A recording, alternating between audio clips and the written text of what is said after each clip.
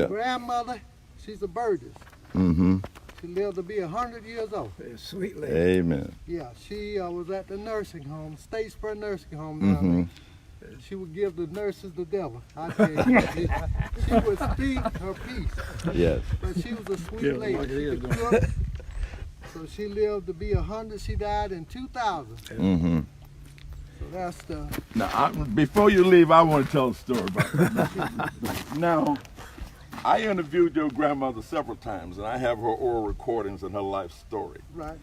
But just one thing I want to talk about. She was, you know, the budgets are buried over at Fish Trap. That's right. And she said the dad was a little hard on all of the girls and everything. And so she eloped. And so she said the way she worked that out, she was washing that day, so she had her wedding dress under that and put the other wash dress over.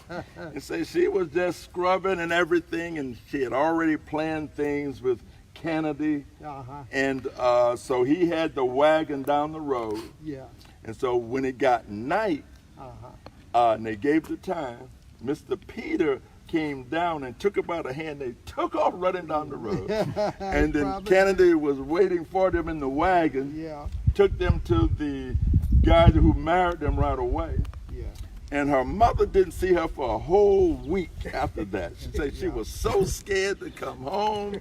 She said, then finally one day she came home, and when her mama saw her, she just gave her a nice little spanking, just a little old spanking, and grinned, which was a way of saying that she acknowledged what had happened. And so Miss